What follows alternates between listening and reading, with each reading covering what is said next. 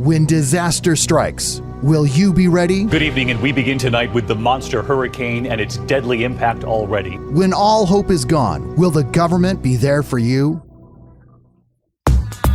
If you're looking for ways to take your prepping to the next level, then you've come to the right place. Broadcasting from a secure and well-prepared location, it's time for Prepping 2.0. And now, please welcome authors Glen Tate and Shelby Gallagher. Well, hello, everybody. This is episode 45 of Prepping 2.0. This episode is Why Preppers Need Comms and Community with Bill Harrison. And by comms, of course, we're referring to communications, off-the-grid communications. Shelby will not be joining us today. She is picking up her son from football camp. He's a young warrior, and we encourage that in our household. We encourage that quite a bit. Bill is with Hardened Power Systems, and his company puts out one of many products, and that product is the one that caught my attention was the operator series of what they call HAMO cans, which is ham radio ammo cans. It's a battery and all the things you need to drop a really good radio console into an ammo can. It protects it. It's perfect for field operations. We'll talk more about that. That's what got my attention. And then Bill and I got to know each other, and I said, you'd be a great guest, so please come on the show and talk about more things. His company, Hardened Power Systems, makes a lot more stuff than just the HAMO cans. And we're going to have some conversations today about the need for comms and the need for community. And he's also going to talk about alternative energy. And that is really exciting because he's got a new idea that he just showed me, and it blew my mind. I'm really looking forward to that conversation. But as usual, we have the top 100 things that go the quickest in a collapse, and this is based on Bosnian survivors' experiences.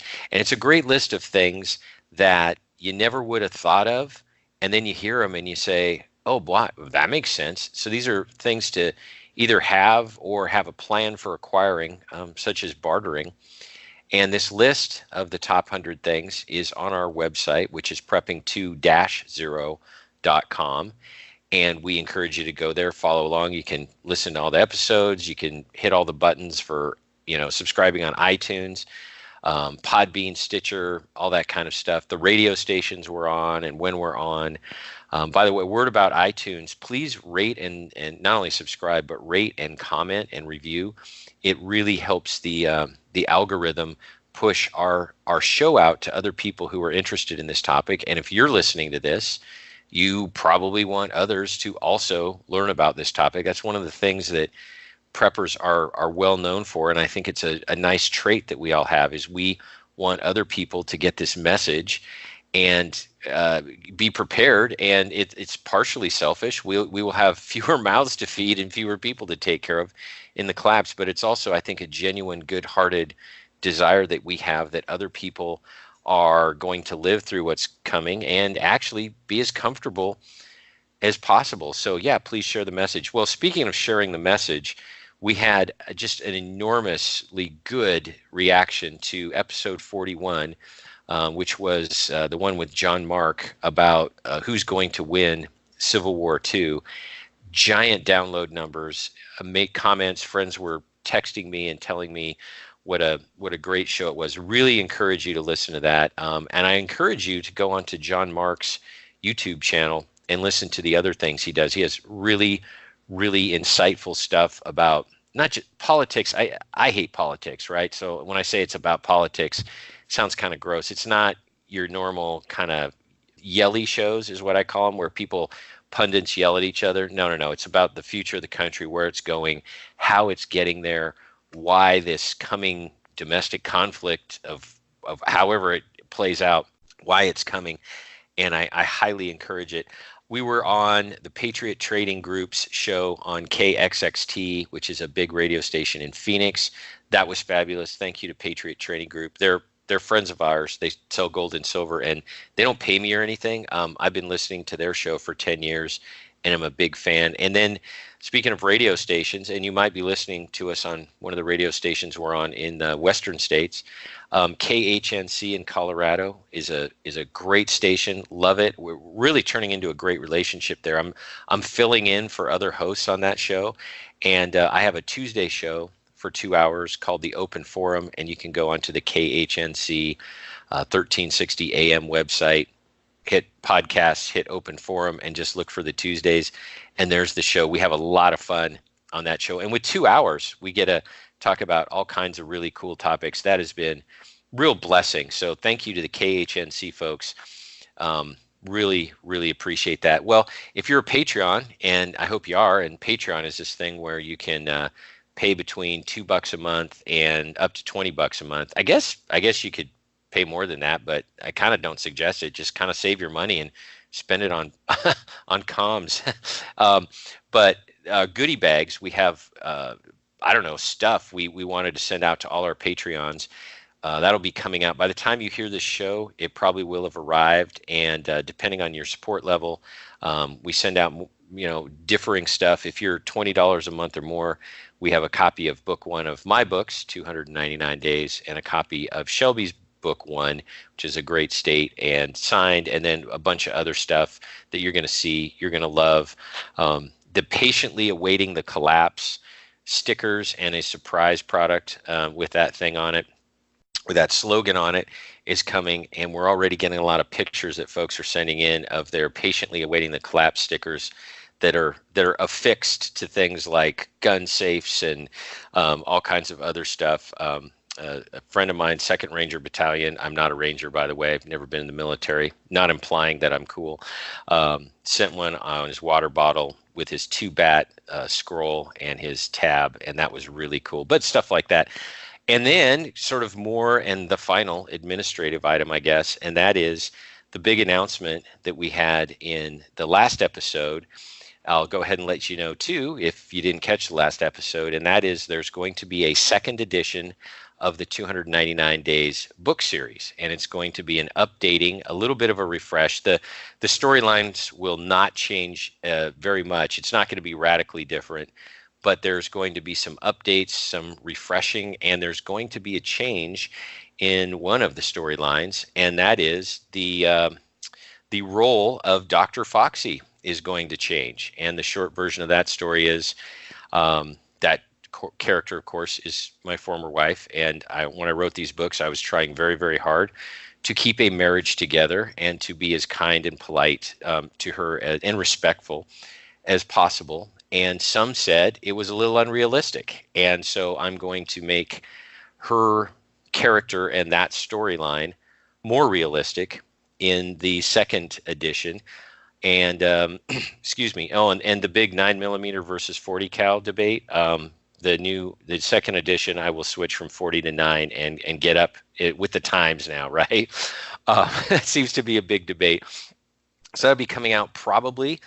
Well, not probably. It will be coming out right after the 2020 elections, so mid-November 2020, and it looks like it'll be 8 books instead of the 10. Books 9 and 10 stand on their own, the Restoration and the 43 Kernels, and don't need to be updated. So that's what's going on with that. And and speaking of new books, Shelby and I have the outline done, 11 pages, single space, by the way, for our book on working title is Food Preps 2.0. And we go through an entire food preparation system, how to store it, how to select it, how to preserve it, and then how to prepare it in less than ideal conditions, austere conditions, like maybe no electricity or something like that. So it's the entire, what I call food element of your preps, from soup to nuts, start to finish. And that's been getting just the outline we've been talking about on shows like a past show. And that too has received a lot of attention. And I think that book will be well received. Well, enough about that. It's time to get to our guest, Bill Harrison. A quick story. Well, actually, I'm going to ask Bill to tell us a little about himself and then tell the story about how we met. So, Bill, why don't you tell folks a little about yourself? Sure. Happy to. Thanks for having me on, Glenn. I've been looking forward to this. I suppose I come from kind of a long line of like cops and soldiers. And I was sort of the oddball that went the engineering and design direction when I was younger. And spent 30 years in what we called the Rust Belt outside of Detroit, Michigan, working in the automotive industry and in industrial design and engineering, and basically have been, I think, prepping before it was even called prepping. Wasn't necessarily like a trend or a thing. It was just, I grew up on a farm, and my parents and their parents, you put stuff by, you gardened, you had animals. It was certainly a modern lifestyle, and that it wasn't unusual in any other sense, except I never had to have some sort of realization or epiphany that caused me to prep. It was just the way it was and still is, and it's a huge blessing.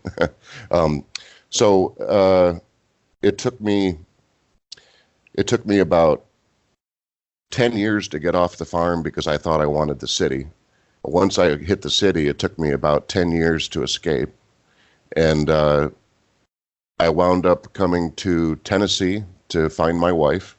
And we have 3 kids in pretty rural Middle Tennessee, just above the Alabama line. Beautiful part of the country. And I've lived in a handful of places, and they all have their strengths and weaknesses, but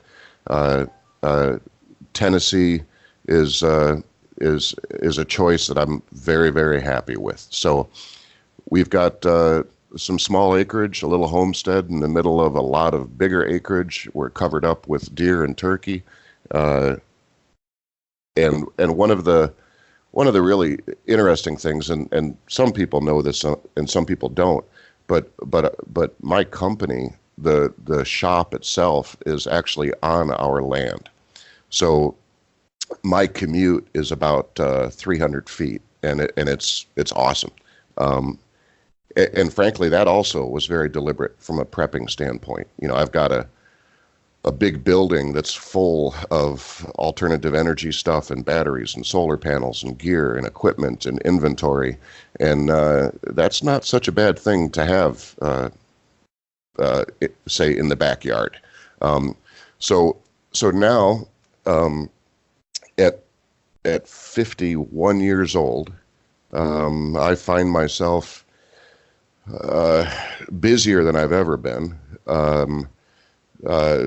patiently awaiting the collapse, of course, and while that's happening, we are very, very busily designing, building, shipping equipment that is helping other people prep. And that means a lot to me too. I mean, I'm not going to say it's all altruistic or anything, but that's a huge benefit to know that, we are not just selling like fidget spinners here. We get some amazing testimonials and pictures, and it is just it's a blessing to have a customer base that includes, Joe Prepper, military, FEMA, National Guard, amateur radio clubs, and my neighbors and my friends, and it definitely has been. It surprises me that it's been so much work because, like Obama said, I didn't build this, so that's kind of puzzling, but it's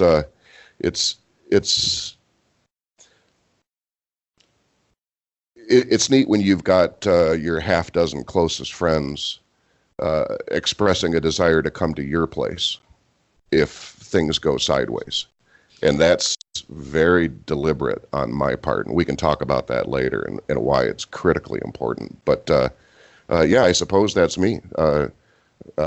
Myself, my wife, Cindy, some animals, some kids, and just smack in the middle of God's country. It's flyover country, so we get ignored, which is valuable.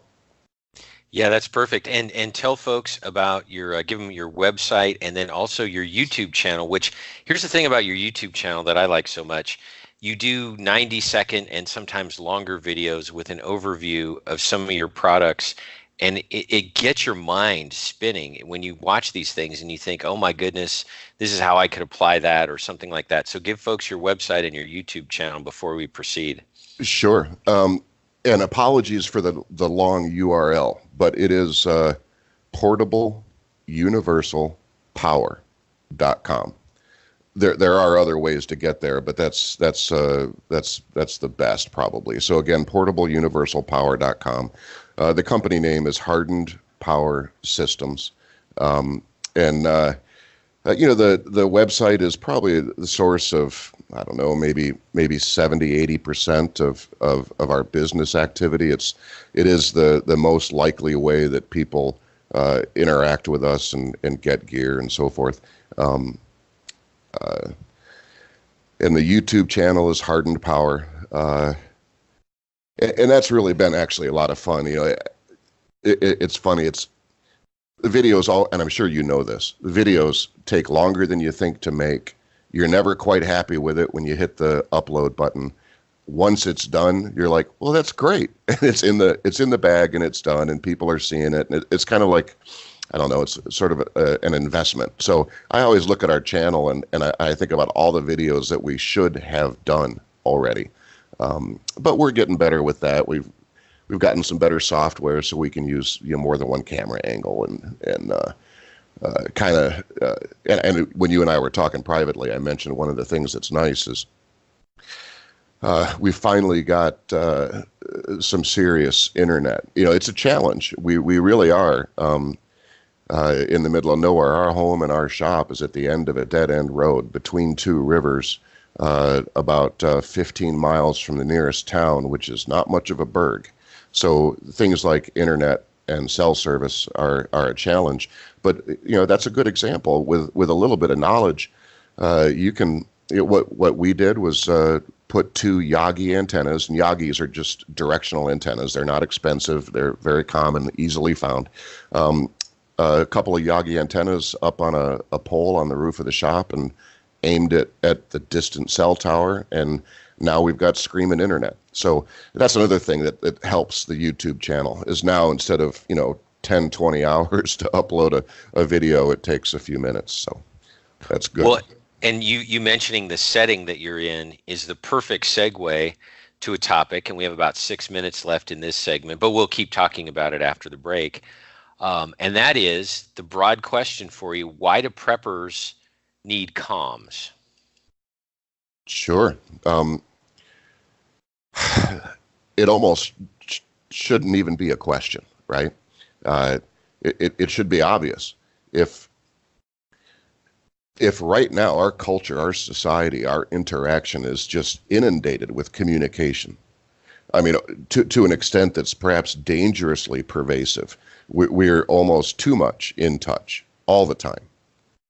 So it becomes difficult to imagine a scenario where suddenly you're not in touch with anybody at all unless they're standing in front of you. So the potential lack of communication is going to have a cultural shock and an impact that we can only speculate about, because there is no historical precedent for a society that is so indelibly wired in, hooked up, communicating, and then all of a sudden there's none. It's going to be difficult for me, and I kind of expect it to happen, and it's hard to even imagine. So when you talk about the importance of comms, comms is such a general term, right? There's one-way communication and two-way communication. Both have their place. Both are valuable.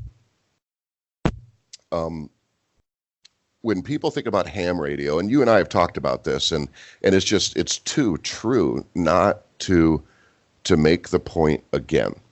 Most people think about ham radio, and their eyes kind of glaze over when they imagine this very complex, difficult thing where you have to have a ham shack and you have to spend thousands of dollars, and that's certainly part of of ham radio. It can be, and it's a neat hobby, and a lot of guys do that. And the people that do take it very seriously and enjoy it and spend a lot of time and money, these are the guys that you would never know standing next to you in the post office is some otherwise regular guy that if a tornado hits your town, he's on the sheriff's speed dial, because this guy will jump in his truck, drive to wherever the rally point is, set up his radios, and right now in 2019, he will be the highest tech form of communication available for hours or days or whatever.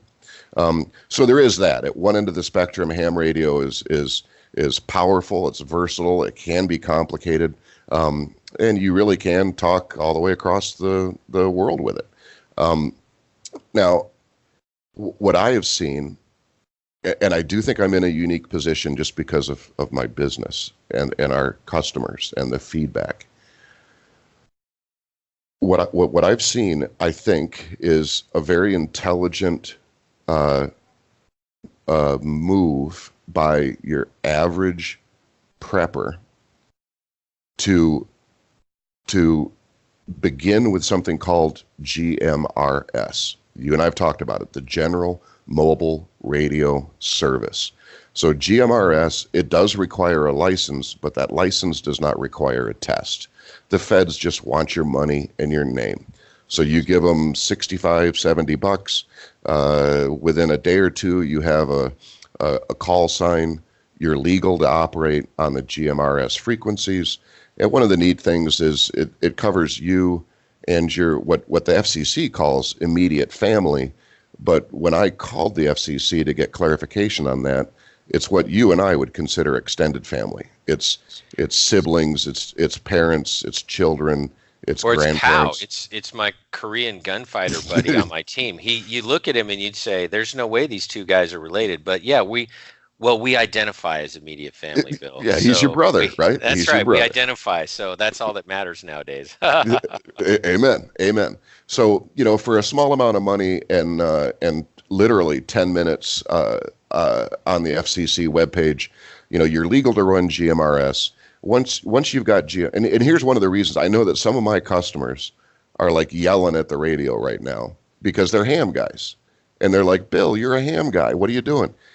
Well, I don't even know how many customers we've had that buy something like the Operator G1 or the Operator 115, and these are dedicated GMRS systems, and 6 months later, I find out they got their ham ticket. So, it's an excellent gateway drug. And if you wind up getting your ham license, that's awesome. But if you didn't start with GMRS, you wouldn't have had an easy entry into comms.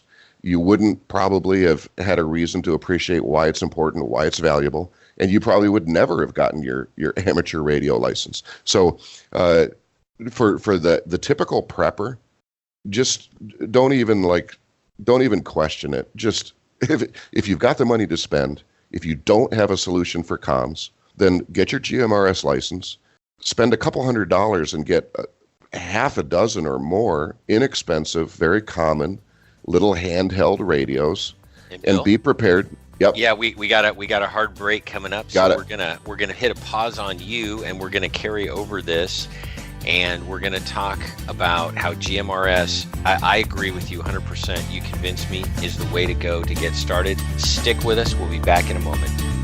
We'll be right back with more of Prepping 2.0 with authors Shelby Gallagher and Glen Tate right after this. The Operator G1 is a full-featured, rugged comm solution designed for the Midland MXT 100 and 105. Designed and manufactured in the USA, the Operator is an all-in-one support platform for two-way wireless communication for civilians. Using the GMRS bands, there is no ham license required, and no test is needed for operation. Ideal for preppers, hunters, homesteaders, ranchers, and people just like you. Waterproof when closed, this rugged system houses the Midland radio, microphone, and antenna, providing an always ready, always charged grab-and-go solution for emergencies or events as well as an ideal solution for a base station or vehicle use. Powered by a 60 amp hour internal battery, the operator recharges quickly and easily using the supplied AC charger, the internal solar controller, or directly from a vehicle. If you recognize the value of wireless communication with or without grid power, the Operator G1 is an award-winning solution that allows simple, one-button communication when it counts. Our 2-year warranty, quality materials, and first-class assembly technicians deliver a high-value solution when you need to be sure you can get your comms up. PrepperNet, where preppers unite. Looking to meet other like-minded people in your area? Looking to start your own prepper group? Already have a group? Join Preppernet.com. PrepperNet has gathered the biggest names in the industry to help unite preppers everywhere. Join John Jacob Schmidt, Scott Hunt, Dr. Bones and Nurse Amy, Glen Tate, Shelby Gallagher, Charlie Hogwood, Samuel Culper, Survivor Jane, Rick Austin, Franklin Horton, Ryan Mitchell, and Brian Duff. Our team is united. Check us out at Preppernet.com. PrepperNet, where preppers unite. Preppernet.com. And we're back with more of Prepping 2.0 with authors Glen Tate and Shelby Gallagher. Well, we were talking on segment 1, we were talking during that segment about GMRS and ham radio and the need for, well, I say ham radio, I mean ham radio equipment, not really ham radio licenses. And I wanted to, and the need for communication, and I wanted to give everybody an illustration of what we're talking about, because this will be a pretty concrete thing. And that is, we recently had a team field exercise. It was just a weekend training that we do periodically. That's fabulous training, by the way. I have the best team in the world. And so here's an illustration of why you need comms, which is what we were talking about in segment 1. And that is the number of texts and emails it took to organize this, just to say, hey, these handful of people be at this location at this time with this gear, and here's what we're going to do over the weekend. Here's the rough overview of what the training's going to be. That was, as I say, dozens of texts and emails with all those details. Then there were probably hundreds of radio transmissions. Each team member has a radio, and there's a base station, and to just coordinate the movements, that's what we were practicing, coordinating movements, and then saying, okay, these two guys are going to go, and we have this amazing access to this amazing training facility we were the only ones using it that weekend. It has vehicles, pretend vehicles and pretend buildings and all that kind of stuff.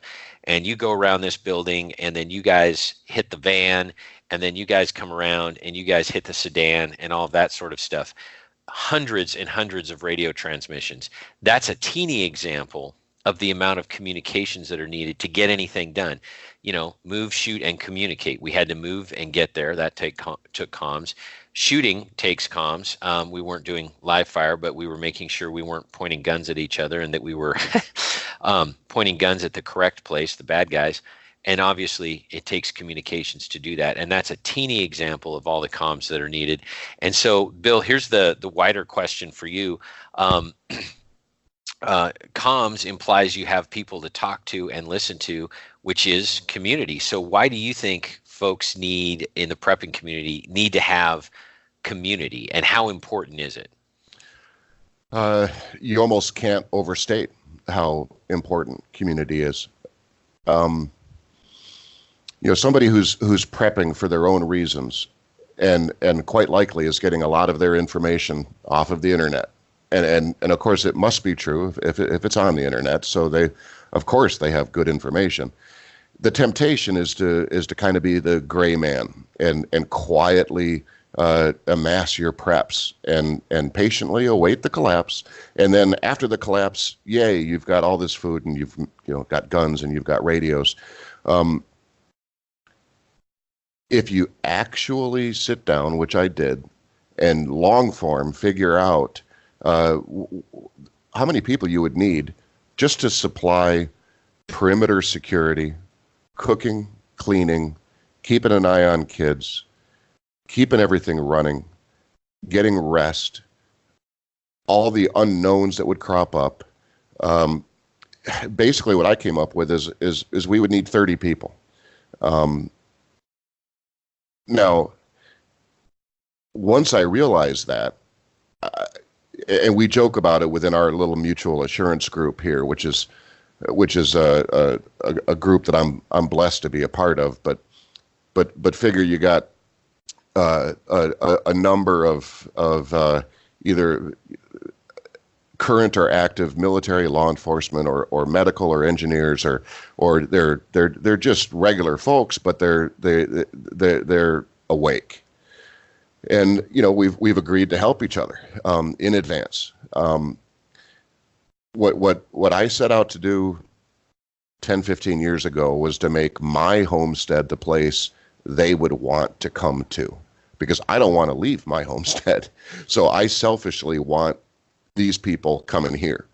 And it's kind of a running joke. That's what all the guys are trying to do, is to make their place the one that we all want to get to. Good competition to have. That benefits everybody. Absolutely. And part of that is just, you mentioned normalcy bias. There is going to be more than enough things to stress you out. If I need to go out into the backyard and repair the pump, I want somebody watching my back. You got to sleep. You got to eat. You got to rest. You need downtime. You need potentially healing time. It's, I just, when people talk about everything about in prepping except community, or like the lone wolf, they're gonna put on their inch bag and grab their gun and disappear in the woods. You better have some pretty spectacular skills and an absence of bad luck if that's your plan. What you really want is you want to be surrounded by people you already know.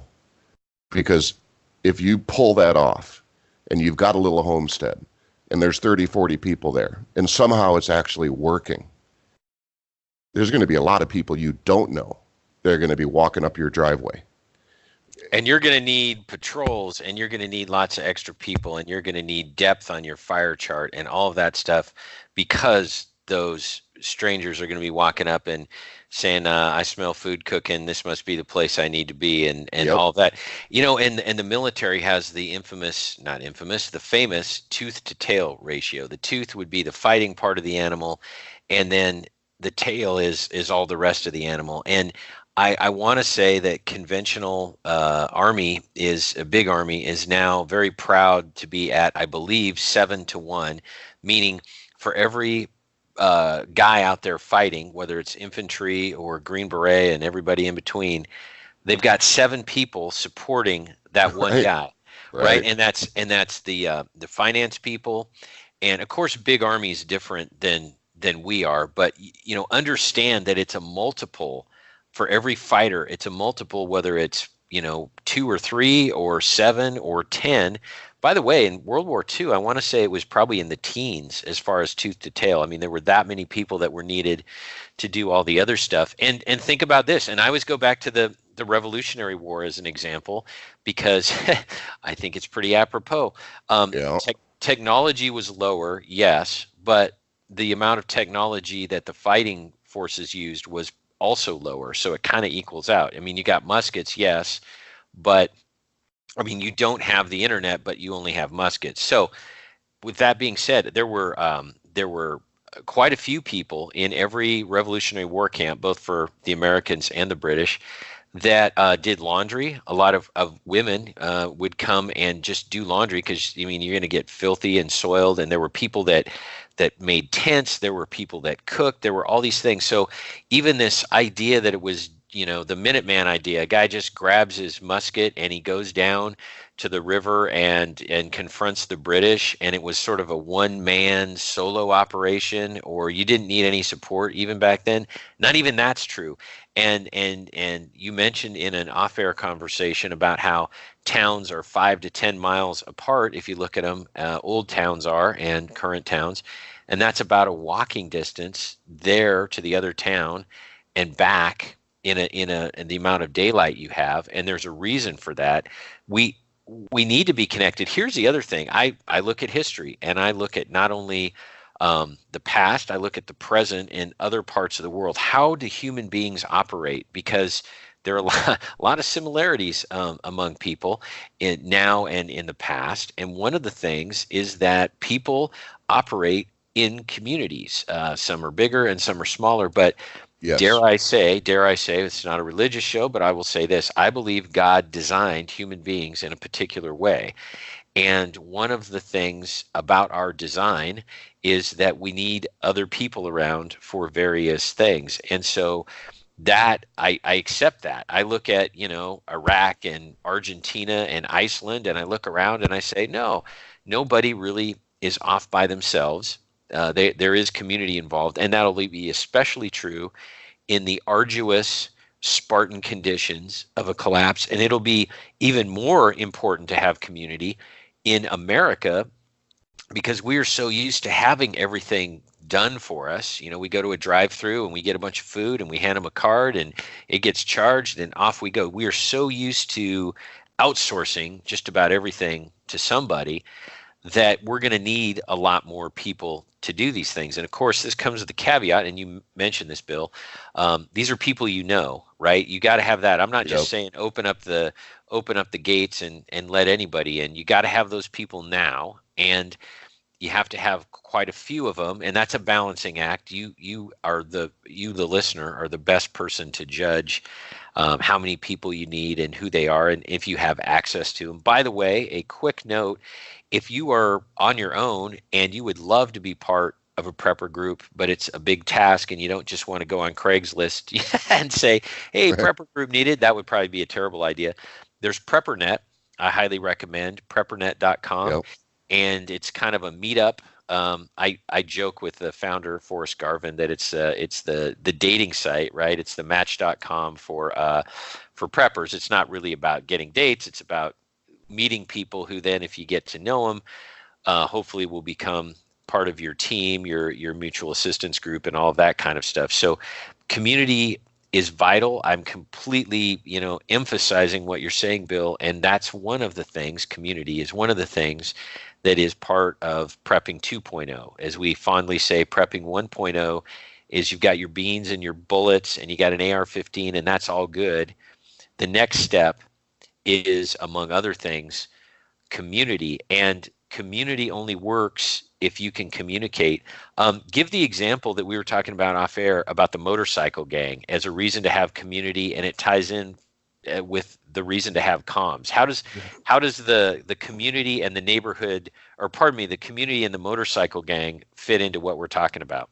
Sure. Well, you could pick up any one of hundreds of prepper books, right? Notably 299 days, right? A great state. I would add a great state to that. Oh, yes, which, sir. by the way, I just finished Shelby's First. Yes. Yep. Very good. Excellent.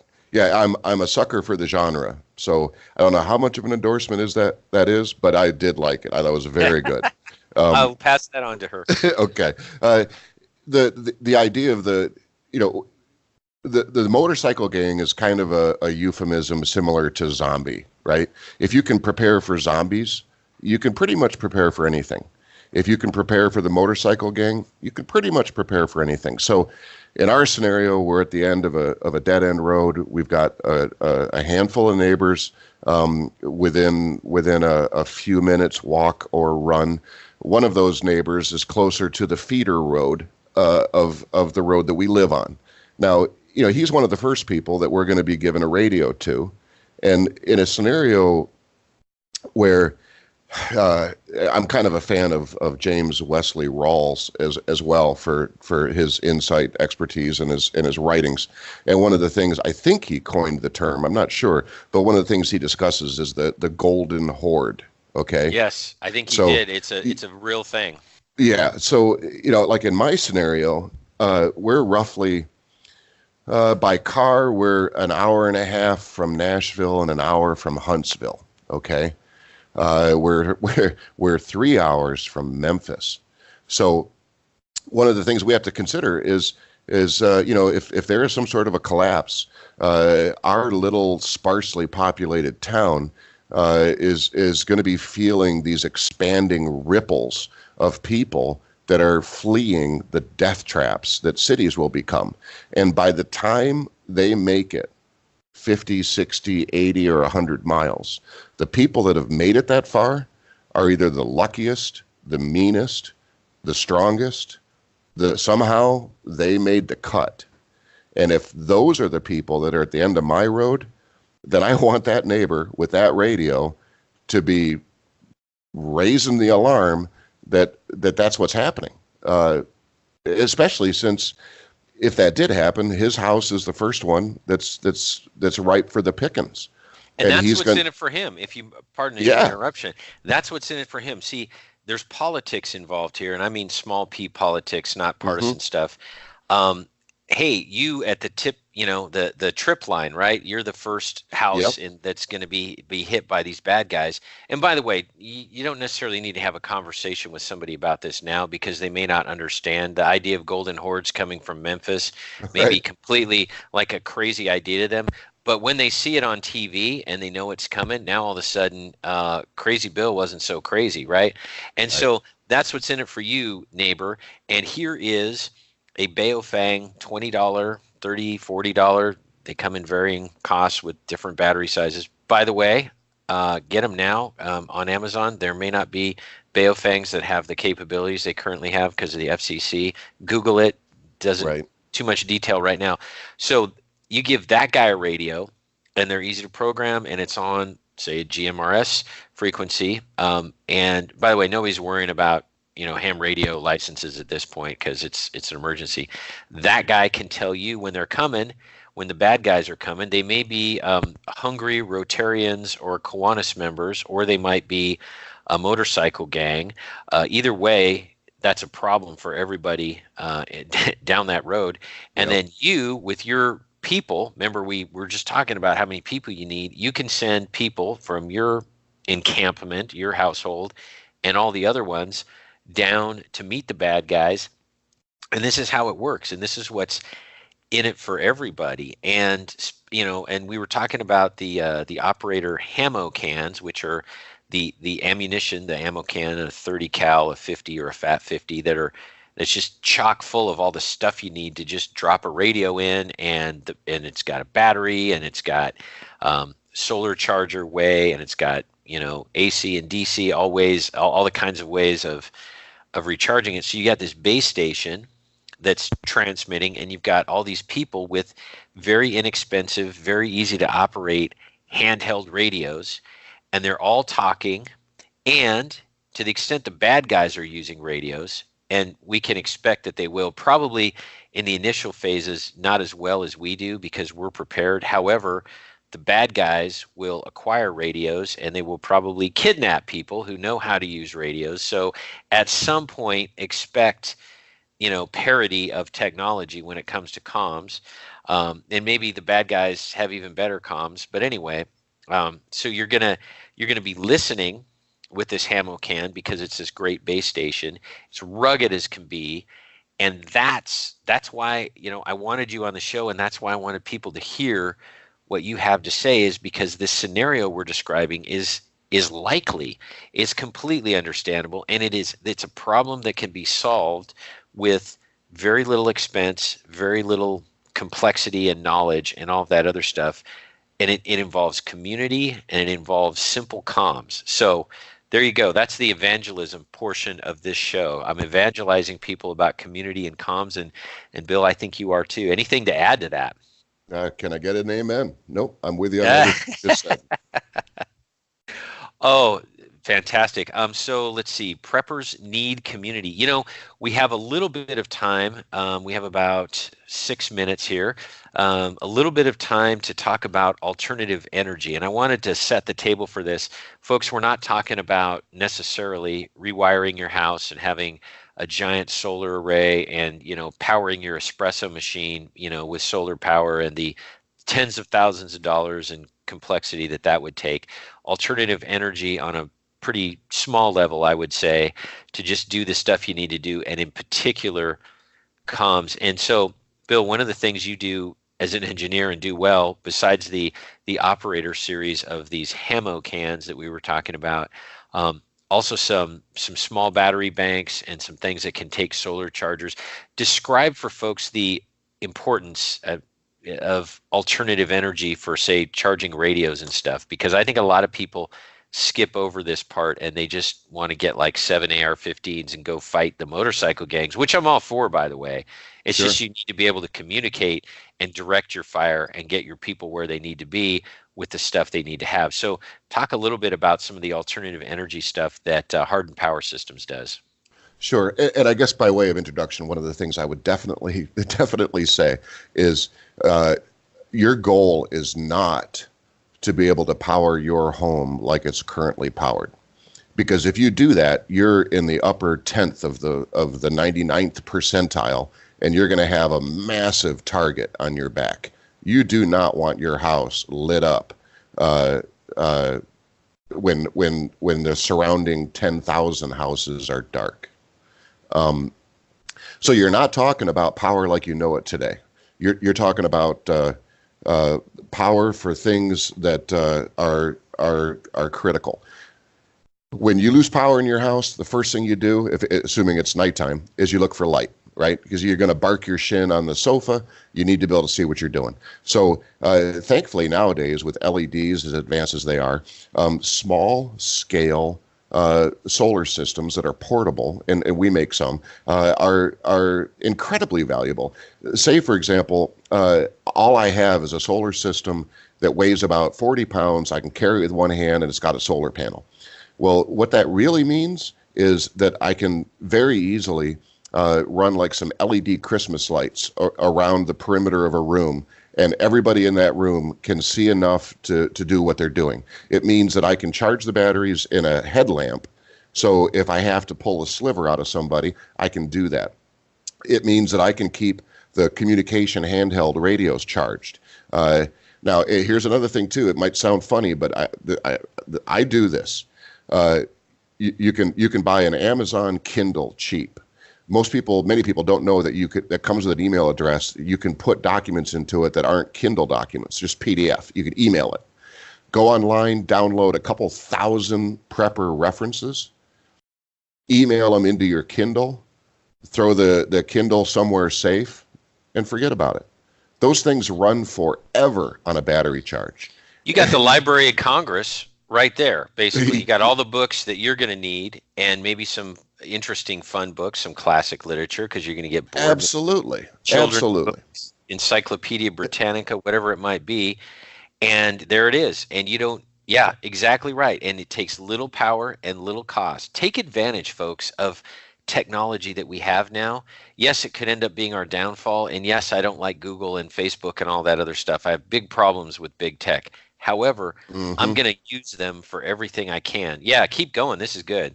Yeah, just think in terms of small scale. You're not going to heat your house with electricity. You're not going to cool your house with electricity. You're not going to have a golf cart that you're bombing around the wastelands that's powered by electricity. If you're smart about it, what you're going to have is something that one person can carry that will give you light, communication, and other reference critical data, info. I'll tell you what, our little juice box will charge DeWalt power tools. Okay. Now, they're amazing. You're right. So it's like, maybe I can't go to Home Depot and replace my DeWalt skill saw, but until that thing dies, it's going to be almost as valuable as an AR around a homestead when you're doing stuff. If you got to build a latrine in the backyard, I mean, most people don't even have hand saws anymore. So we have become somewhat trapped by our own technology. And I agree with you. Use it while you can. It's kind of like we were talking about just the pervasive communication with cell phones. Everybody's communicating constantly. If that goes away, people are going to already be pretty freaked out and half a bubble off center. You know, add some hunger and some fear to that, and you better have community, and you better have some small scale power.